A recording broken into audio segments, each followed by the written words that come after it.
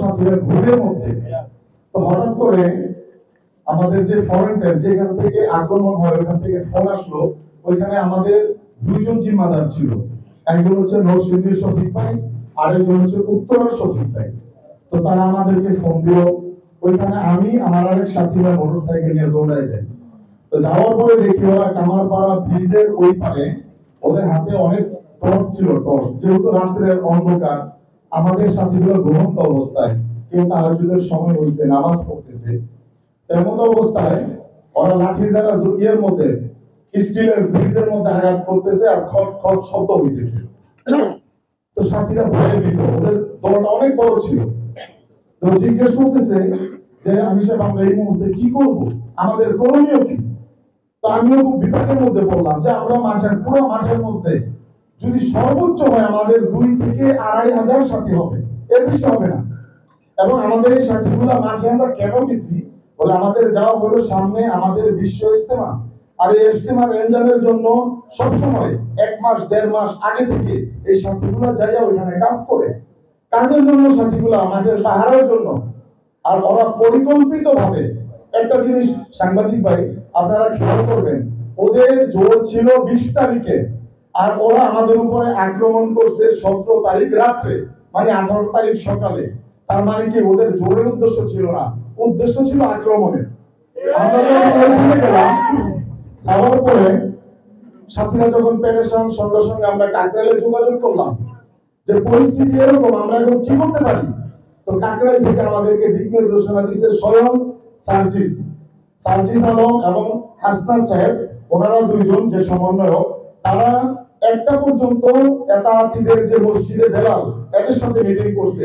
এদেরকে তারা বুঝাইছে, সুন্দরভাবে বুঝাইছে যে ঠিক আছে আপনারা যেহেতু জোর চাইতেছেন, 20 তারিখে আপনারা মাঠে ঢুকবেন, আমরা ওলামায়ে কেরামদের সাথে কাকরাইলে যাইয়া বসি, তাদেরকে বুঝাইয়া আপনাদেরকে মাঠ দেওয়ার ব্যবস্থা করব।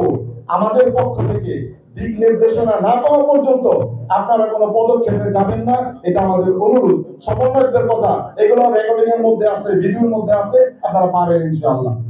আমাদেরকে যখন এই দিক নির্দেশনা দিল, তো সাথে সাথে আমরা সাথীদেরকে আশ্বস্ত করলাম যে ভাই কাকরাইল থেকে ফয়সালা আসছে, তো আমরা দোয়ার মধ্যে থাকি, জিকিরের মধ্যে থাকি। ভাই বিশ্বাস করেন 7 থেকে 8 মিনিট পার হইছে সর্বোচ্চ। এর মধ্যে যখন ওরা দলবদ্ধভাবে দৌড় দিছে, এক দৌড়ে আয়সা কামারপাড়া ব্রিজ পার হইয়া ওদের সংখ্যা হবে মিনিমাম 15 থেকে 20,000 ওই গেটটা দিয়ে ঢুকছে মিনিমাম। এবং এক একজনের হাতে এরকম ধারালো অস্ত্র ছিল। গেটটা ভাঙা যখন ওরা ঢোকে, তাহলে আমাদের সাথে এমন এক পরিস্থিতি হয়েছে, ওই স্পটের মধ্যে আমার চোখের সামনে এক ভাইকে কোপ দিছে। তো পেটটা যখন খাইয়া গেছে, উজুরিটা দপ্তরের জমিনের মধ্যে ওই শব্দ হচ্ছে। আরেকজনকে যখন কোপ দিছে, হাত দিছে, সাথে সাথে তিনি ধারণ করে গেছে। আরেকজন কোপ দিছে, বাঁচাইতে গেছে, ভাই গোটার কসম হাতের কোপ ছিঁড়ে গেছে। ভাই এটা আসলে আমাদের ওলামায়ে কেরাম যারা, আমাদেরকে এটা ওনারা কখনো শিক্ষা দেয় নাই যে মাঠে মারামারির জন্য। আপনারা একটু সূক্ষ্মভাবে চিন্তা করেন আসলে বিষয়টা কি। আমরা যতটুকু জানি, এখানে যতগুলো লোক গেছে প্রত্যেকটা লোক হচ্ছে আওয়ামী লীগের ব্যাপারটা।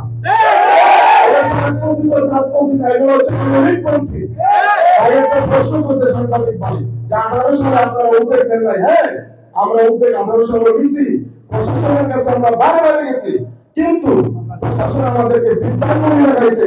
তারা আমাদের মামলা নেয় নাই, তারা আমাদেরকে ওই পরিমাণ সহযোগিতা করে নাই, যার কারণে আমরা ভয়ে ভীত ছিলাম। আজকে আলহামদুলিল্লাহ ছাত্রদের জন্য তো ছাত্র জনতার কারণে আবার গোটা দেশ স্বাধীন হয়েছে। তারপর এখন আমরা স্বাধীন দেশের মধ্যে আবার আমাদের উপরে যদি এইরূপ হামলা হইতে থাকে, আমরা কোথায় যাবো? এই জন্য সাংবাদিক ভাই আপনাদের কাছে জোরালো হাত জোড়ার অনুরোধ, সঠিক জিনিসটা, সুন্দর জিনিসটা আপনারা মিডিয়ার সামনে, দেশের সামনে এবং সরকারের কাছে এমন ভাবে উপস্থাপন করেন, ওদের ভবিষ্যতে যেন এরকম নেককারজনক কোন কাজ বাংলার জমিনে যেন সারা দুনিয়াতে কোথাও যেন না হয়।